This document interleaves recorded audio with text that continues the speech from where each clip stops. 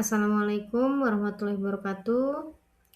Halo teman-teman mahasiswa, selamat datang di video pembelajaran akuntansi biaya. Pada video kali ini, kita akan membahas tentang biaya overhead pabrik dengan tarif tunggal, BOP tarif tunggal. Ini pada pertemuan 9 dan 10. Nah, topik ini penting karena menjadi dasar dalam memahami bagaimana perusahaan membebankan biaya overhead ke produk dengan menggunakan satu dasar pembebanan. Nah, dengan menguasai konsep ini, nanti mahasiswa akan lebih mudah melanjutkan ke metode yang lebih kompleks. Nanti setelah video pembelajaran ini, mari kita bahas tentang departementalisasi BOP. Mari kita ikuti pembelajaran ini dengan fokus agar apa? Agar pemahaman tentang perhitungan tarif BOP dan penerapannya dalam akuntansi biaya ini dapat dikuasai dengan baik. Nah, ini sebagai pemantik saja kita ambil case study kopi sudut kita. Kafe kopi sudut kita menjual berbagai menu seperti kopi susu, americano, dan juga latte. Nah, semua minuman ini dibuat di satu tempat yang sama, menggunakan mesin kopi, listrik, air, dan perlengkapan yang sama. Setiap hari, barista membuat banyak jenis minuman dengan bahan yang berbeda. Namun ada berbagai biaya yang tidak bisa langsung dikaitkan ke satu menu tertentu. Seperti listrik, air untuk kebersihan misalnya, penyusutan mesin, dan juga perlengkapan umum. Karena biaya-biaya ini tidak bisa langsung dikaitkan dengan satu menu tertentu, nah pemilik usaha ini mulai bingung. Kalau misalnya kopi, bahan dasar kopi, biji kopi itu kan bisa langsung dimasukkan biaya ke biaya kopinya ya, penjualannya. Tapi bagaimana dengan perlengkapan umum, penyusutan mesin ini bagaimana? Nah, kemudian dia bertanya, apakah semua menu harus menanggung biaya ini bersama-sama? Nah, kalau iya, bagaimana cara membaginya supaya adil? Karena semua produk dibuat dalam satu tempat dan sistem yang sama, maka BOP dapat dibebankan menggunakan satu tarif untuk seluruh kopi. Jadi ketika misalnya satu tempat dan sistem yang sama, BOP ini bisa dibebankan melalui satu tarif saja. Kecuali nanti berbeda-beda alatnya, sistemnya, tempatnya nanti menggunakan sistem departementalisasi BOP. Nah, ini merupakan studi kasus pemantik saja. Nah, di chapter ini akan kita bahas ada 6 bahasan. Yang pertama, manfaat penentuan tarif, penggolongan biaya, kemudian ada faktor-faktor, ada juga langkah-langkah perhitungan tarif BOP, bagaimana perhitungannya, kemudian bagaimana cara kita menghitung perubahan tarif BOP. Perlakuannya itu bagaimana? Jadi yang pertama adalah kita bahas manfaat penentuan tarif BOP di muka. Sebagai contohnya, UMKM roti ingin menentukan harga jual roti hari ini. Kalau misalnya UMKM roti ini menunggu tagihan listrik akhir bulan, maka otomatis harga akan terlambat ditentukan. Maka perusahaan menggunakan tarif BOP di muka agar harga jual bisa ditentukan sejak awal produksi. Kalau misalnya UMKM roti menjual hari ini kan otomatis harganya ditentukan hari ini. Tidak mungkin menunggu tagihan listrik, tagihan air. Gitu ya, di akhir bulan itu kan ini ya sebuah kesalahan fatal gitu. Itu adalah manfaat. Kemudian sebenarnya apa itu BOP di muka?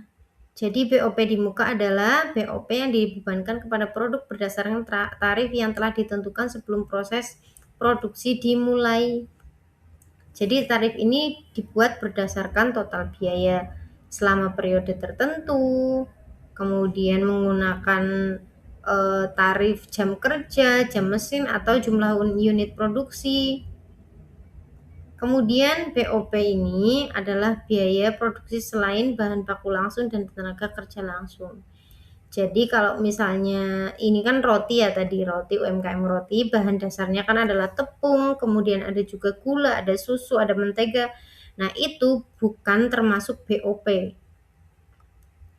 Terus kemudian juga gaji karyawan. Gaji karyawan itu juga bukan BOP.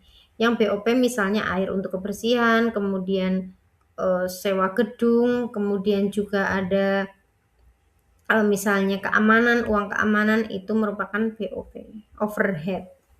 Ini contohnya listrik pabrik, biaya air, penyusutan mesin, sewa gedung, dan lain sebagainya. Itu adalah BOP di muka. Manfaatnya mempercepat penentuan HPP, mempermudah penetapan harga jual, membantu perencanaan dan pengendalian biaya.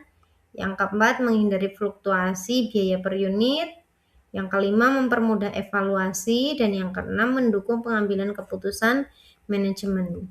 Intinya, tarif BOP di muka ini memudahkan pengusaha ataupun UMKM di sini halnya memudahkan penentuan HPP, harga pokok produksi yang akan dijual agar lebih mudah gitu ya.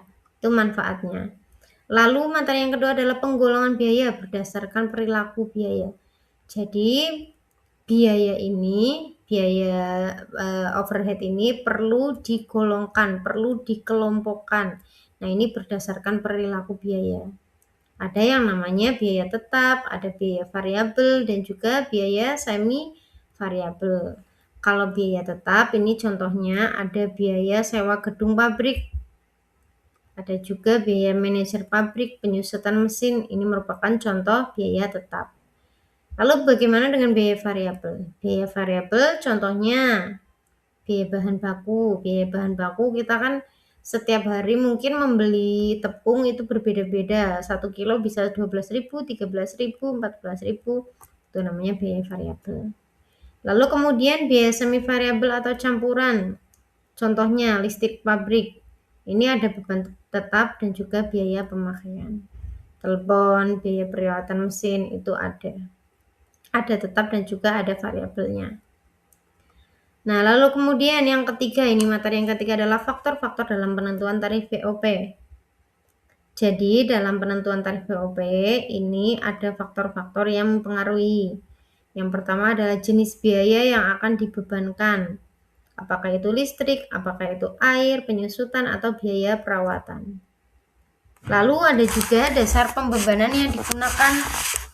Dasar pembebanannya itu misalnya menggunakan jam mesin, atau jam tenaga kerja langsung, atau misalnya jam tenaga mesin itu bisa juga, atau jumlah unit produksi. Lalu ada juga perkiraan jumlah aktivitas atau kapasitas produksi. Lalu faktor yang keempat adalah karakteristik proses produksi perusahaan. Apakah perusahaan lebih banyak menggunakan tenaga kerja atau mesin misalnya, menggunakan bahan baku yang sama, mesin yang sama misalnya, itu karakteristiknya berbeda-beda setiap perusahaan. Lalu yang keempat materinya adalah langkah-langkah tarif BOP, langkah-langkah perhitungan tarif BOP. Jadi karena BOP itu tidak bisa langsung dihitung, maka perusahaan perlu melakukan langkah-langkah untuk perhitungan tarifnya. Yang pertama adalah menyusun anggaran BOP berdasarkan apa?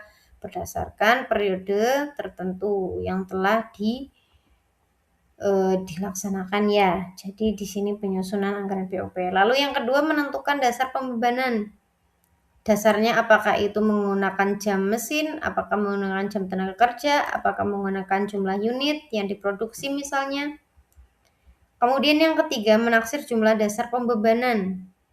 Yang keempat baru menghitung tarif BOP. Ini yang pertama menyusun anggaran BOP. Jadi dalam menyusun anggaran BOP itu ada yang namanya kapasitas yang akan digunakan sebagai dasar penaksiran biaya. Ini ada 3 kapasitas. Kalau kapasitas teoritis, ini kapasitas maksimum yang dicapai perusahaan apabila bekerja penuh tanpa hambatan. Misalnya, mesin beroperasi 24 jam penuh tanpa terhenti. Namun pada kenyataannya, mesin ini kan kalau misalnya beroperasi terus tanpa henti kan akan cepat rusak. Kemudian yang kedua, kapasitas praktis. Ini kapasitas maksimum yang realistis setelah memperhitungkan hambatan yang tidak dapat dihindari. Nah, tadi mesin kan misalnya kalau beroperasi 24 jam penuh kan cepat rusak, makanya nanti ada di sini namanya kapasitas praktis. Lalu yang ketiga adalah kapasitas sesungguhnya yang diharapkan. Kapasitas yang diperkirakan benar-benar akan tercapai pada periode tertentu. Ini biasanya didasarkan pada perkiraan penjualan, permintaan pasar, kondisi ekonomi. Itu adalah 3 kapasitas sebelum menyusun POP. Langkah kedua menentukan dasar pembebanan. Ada satuan produk, biaya bahan baku, jam mesin, jam tenaga kerja langsung, biaya tenaga kerja langsung. Nah, nanti ini akan kita bahas satu-satu. Yang pertama adalah satuan produk.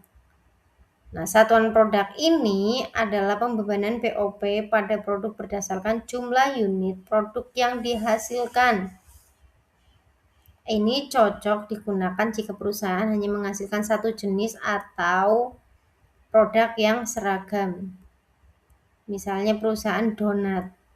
Nah, donat itu kan seragam ya, maksudnya menghasilkan donat. Bedanya kan paling cuma topping-toppingnya saja gitu. Nah, ini cocok menggunakan dasar pembebanan satuan produk. Tarifnya anggaran BOP per taksiran jumlah unit produksi. Contohnya, perusahaan roti enak memproduksi roti tawar dengan bentuk dan ukuran yang sama. Dalam 1 bulan, anggaran BOP sebesar 12 juta, taksiran produksinya 6.000 bungkus roti. Maka tarif BOP-nya yaitu tinggal 12 juta dibagikan dengan 6.000 saja. 2.000. Artinya setiap bungkus roti dibebani biaya overhead sebesar 2.000. Nanti belum ditambahkan dengan biaya-biaya lain, biaya bahan baku dan yang lain sebagainya, biaya tenaga kerja langsung untuk menentukan harga jual. Nah, kemudian dasar pembebanan yang kedua adalah biaya bahan baku langsung. Metode ini cocok digunakan apabila besar biaya bahan baku langsung digunakan dalam produksi. Ini contohnya perusahaan mebel kayu indah memproduksi meja dan kursi. Meja dan kursi ini kan bahan bakunya menggunakan kayu. Nah, ini cocok digunakan ketika menggunakan bahan baku langsung. Dalam 1 bulan, anggaran BOP sebesar 20 juta, taksiran biaya bahan bakunya adalah 50 juta. Maka tarif BOP-nya 20 juta per 50 juta, dikalikan dengan 100%, 40%. Artinya setiap produk akan dibebani BOP sebesar 40% dari biaya bahan baku langsung yang digunakan. Lalu yang ketiga ada dasar pembebanan biaya tenaga kerja langsung. Apabila perusahaan menggunakan tenaga kerja langsung yang digunakan selama proses produksi. Kalau tadi bahan baku, kalau sekarang biaya tenaga kerja. Ini cocok digunakan untuk perusahaan yang proses produksinya masih banyak menggunakan tenaga kerja manusia. Contohnya perusahaan konveksi memproduksi seragam sekolah dalam 1 bulan anggarannya 15 juta, taksiran biaya tenaga kerja langsungnya adalah 30 juta. Maka tarif BOP-nya 50% dari biaya tenaga kerja langsung. Jika biaya tenaga kerja langsung untuk membuat satu seragam adalah 100.000, maka BOP yang dibebankan adalah 50.000 karena 50%. Kemudian dasar pembebanan yang selanjutnya adalah jam tenaga kerja langsung. Kalau tadi adalah tenaga kerjanya, kalau sekarang adalah jamnya. Jamnya ini berhubungan dengan lamanya waktu tenaga kerja digunakan. Contohnya kita kembali ke perusahaan mebel memproduksi lemari dan meja. Anggaran BOP sebesar 18 juta, taksiran jam tenaga kerjanya 3.000. Maka tarif BOP-nya adalah 6.000 per jam. Artinya setiap produk yang dibebani BOP sebesar 6.000 untuk setiap jam kerja langsung. Jadi untuk 1 jam produksi maka dikenakan 6.000 BOP. Itu jam tenaga kerja langsung. Lalu selanjutnya ada jam mesin. Nah, jam mesin ini apabila perusahaan menggunakan lebih banyak mesin daripada tenaga kerja manusia. Contohnya misalnya perusahaan percetakan menggunakan mesin untuk memproduksi brosur dan banner. Dalam 1 bulan, anggaran BOP sebesar 24 juta, taksiran jamnya 4.000. Maka BOP-nya diperoleh 6.000 per jam mesin. Jadi kalau misalnya 1 kali pembuatan banner itu membutuhkan 5 jam, maka 5 jam ini dikalikan dengan 6.000. Nah, 30.000 untuk 1 banner. Seperti itu. Lalu yang keempat adalah menghitung tarif BOP. Seperti tadi, anggaran BOP 20 juta, taksirannya 5.000 jam. Ini menggunakan jam mesin. Jadi tarif BOP-nya adalah 4.000 jam mesin. Artinya setiap produk akan dibebani BOP 44.000 untuk jam mesin yang digunakan. Kalau misalnya menggunakan tenaga kerja ya tenaga kerja, kalau jamnya ya jamnya, kalau misalnya unit ya unitnya. Itu ya, itu menghitung tarif BOP. Lalu menghitung tarif BOP ini ternyata ada 2 metode. Yang pertama itu menggunakan variabel, yang kedua adalah tetap. Kalau BOP yang variabel ini berubah sesuai dengan volume kegiatan produksi. Contohnya bahan penolong listrik, bahan bakar, tenaga kerja tidak langsung. Nah, semakin banyak produksi, biasanya biaya ini semakin naik. Lalu ada juga BOP tetap. BOP tetap ini jumlahnya relatif tetap meskipun volume produksi berubah. Contohnya asuransi gedung. Meskipun produksinya berubah lebih banyak, meningkat atau menurun, asuransi gedung kan tetap biayanya sekian. Depresiasi mesin juga sama.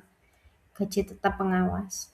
Yang ketiga adalah tarif BOP total. Jadi ditambahkan BOP variabel dan tarif BOP tetapnya. Contoh, PT Kurniasari memproduksi barang berdasarkan pesanan. Perusahaan membebankan BOP berdasarkan jam mesin dengan kapasitas normal 80.000 jam mesin.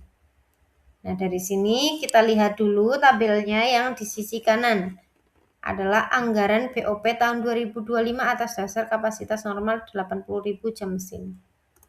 Di sini di tabel yang kanan sudah diketahui biaya-biaya mana yang variabel, mana yang tetapnya. Sehingga di sini di bawah sendiri ini adalah jumlah biaya variabelnya 5.800.000, tetapnya ada 5.400.000, maka jumlah totalnya biayanya adalah 11.200.000. Dari sini kita hitung tarif BOP variabelnya ke tabel yang sisi kiri. BOP variabel ini ada 5.800.000. Nah, ini dibagi dengan 80.000 jam mesin. Hasilnya untuk BOP variabel adalah 72,50 per jam mesin. Begitu juga yang tetap 5.400.000 dibagi dengan 80.000, 67,50 rupiah untuk per jam mesin. Jadi totalnya 140 per jam mesin. Nah, itu setelah kita ketahui, maka kita bebankan ke produk. Bagaimana pembebanannya? Nah, tadi karena belum diketahui jam mesin sesungguhnya, di akhir periode ini ternyata jam mesin sesungguhnya 75.000 jam. Maka 140 tadi di slide sebelumnya dikalikan dengan 75.000 jam mesin. Sehingga BOP-nya dibebankan didapatkan 10.500.000. Nah, ini perlu dicatat baik menggunakan full costing maupun variable costing. Kalau full costing langsung dicatat jurnalnya, barang dalam proses BOP 10.500, di debitnya lalu di kreditnya adalah BOP yang dibebankan 10.500. Kalau variable costing ya tinggal digunakan biaya yang BOP variabel 72,50 kali 75.000 jam mesin. Jurnalnya barang dalam proses BOP 5.400.000, BOP yang dibebankan adalah 5.400.000 itu di kredit. Ini pembebanan BOP pada produk. Nah, materi yang kelima ini perhitungan analisis dan perlakuan selisih. Tadi di anggaran dan di sesungguhnya pasti ada selisih. Di mana-mana yang namanya anggaran itu kan baru anggaran. Pada dasarnya, pada kenyataannya pasti ada yang namanya analisis. Nah, ini dinamakan selisih BOP. Nah, ini ternyata kapasitas sesungguhnya tadi kan 75.000 jam mesin. Nah, 75.000 jam mesin ini biayanya sudah diketahui ini masing-masingnya. Biaya bahan penolong, listrik, bahan bakar dan lain sebagainya. Ini variable cost dan biaya tetapnya sudah diketahui. Lalu ternyata jumlah totalnya adalah 10.700.000. Dari sini bagaimana jurnalnya? Jurnalnya jika menggunakan full costing, sisi kiri ditulis BOP sesungguhnya 10.700. Lalu kemudian di kreditnya ini disesuaikan dengan biaya-biaya yang sudah didapatkan. Kalau variable costing ini sama juga, tapi di akhir ini di bawahnya sendiri itu ada BOP variabel sesungguhnya dan BOP tetap sesungguhnya. Ini harus ditulis juga jurnal yang dibuat. Itu jurnalnya. Nah, selisih BOP ini ternyata ada dua. Yang pertama adalah over applied overhead. BOP lebih dibebankan. Jadi jika BOP yang dibebankan, jika anggaran itu lebih besar dari BOP sesungguhnya, itu namanya over applied. Kalau under applied berarti anggaran itu kurang dari BOP yang sesungguhnya. Itu namanya over applied. Nah, ini contoh analisis selisih BOP metode full costing. Berdasarkan contoh PT Kurniasari, BOP yang dibebankan ke produk 75.000 jam mesin dikalikan dengan 140 adalah 10.500.000. Padahal BOP yang sesungguhnya adalah 10.700.000. Maka selisih BOP-nya didapatkan 200.000. Nah, 200.000 ini kita harus catat jurnalnya. Ada dua jurnal yang harus kita catat. Yang pertama BOP yang dibebankan 10.500, BOP pabrik sesungguhnya 10.500. Kemudian dicatat selisihnya 200, di debit, di kreditnya ada BOP sesungguhnya 200.000. Begitu untuk pencatatan selisih. Lalu bagaimana dengan ini? Selisih anggaran ini kalau misalnya menggunakan selisih anggaran, budget variance, selisih yang terjadi karena BOP sesungguhnya berbeda dengan yang dianggarkan. Metode yang pertama, ini kita ketahui ini BOP sesungguhnya 10.700.000 dikurangi dengan BOP yang dianggarkan. BOP yang dianggarkan ternyata 10.800.000. 10.800.000. Karena ini over applied, maka selisih anggarannya 137.500 ini dianggap laba. Kok laba? Ya karena anggarannya lebih besar daripada sesungguhnya, sehingga perusahaan tidak mengeluarkan lebih banyak uang untuk membiayai operasionalnya. Lalu metode yang kedua ini juga sama hasilnya nanti, tapi berbeda cara penulisannya. Itu selisih anggaran. Kemudian menggunakan selisih kapasitas. Kalau tadi anggaran itu menggunakan uang, kalau sekarang selisih kapasitas ini menggunakan kapasitas sesungguhnya. Ada 3 metode untuk kapasitas sesungguhnya ini. Metode yang pertama kita gunakan BOP BOP tetap yang dianggarkan ini 5.400.000. Kemudian ini dikurangi dengan BOP yang dibebankan ke produk. Hasilnya 5.062.500. Ini tentu yang dianggarkan itu lebih besar daripada sesungguhnya. 5.400.000 dengan 5.062 ini kalau dikurangkan hasilnya negatif 337.500. maka perusahaan dianggap rugi. Begitu. Ini namanya under applied. Begitu. Begitu juga metode 2 dan metode ketiga. Ini sama hasilnya.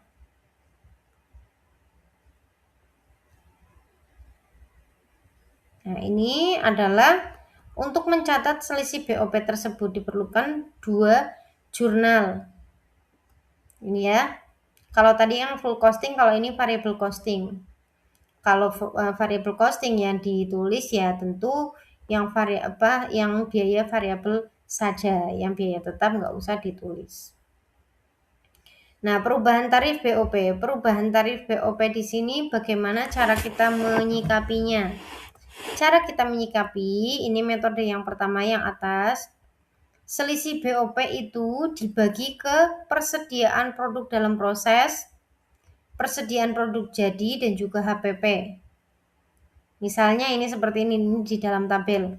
Persediaan produk dalam proses 400.000, persediaan produk jadi 600.000, HPP-nya 7 juta, jumlah 8 juta. Selisih BOP-nya 200.000, ini misalnya ya. Jadi selisih 200.000 ini dibagikan ke dalam tiga titik. Produk dalam proses, produk jadi, dan HPP. Ini yang masing-masing 10.000, 15.000, 175.000. Nah, ini dibuatkan jurnal langsung. Persediaan produk dalam proses 10.000, persediaan produk jadi 15.000, HPP 175.000. Kemudian di kredit ada selisih BOP senilai 200.000. Itu metode yang pertama. Lalu metode yang kedua, selisih BOP langsung dilarikan ke harga pokok produksi. Jadi kita tidak perlu membagikan ke 3 poin. Langsung jurnalnya HPP ke selisih biaya overhead pabrik senilai 200.000. Nah, itu merupakan perubahan tarif BOP. Nah, materinya sudah habis. Saya kira cukup sekian. Mudah-mudahan apa yang saya sampaikan di video pembelajaran kali ini bisa bermanfaat bagi teman-teman semuanya, terutama di mahasiswa administrasi bisnis. Untuk selanjutnya, di pertemuan selanjutnya akan kita bahas tentang departementalisasi BOP. Kalau di sini tarifnya tunggal, kalau setelah ini adalah BOP-nya dihitung per departemen, per divisi, sehingga nanti harapannya akan lebih akurat. Sekian dari saya, kurang lebihnya mohon maaf. Sampai jumpa di pertemuan selanjutnya. Assalamualaikum warahmatullahi wabarakatuh.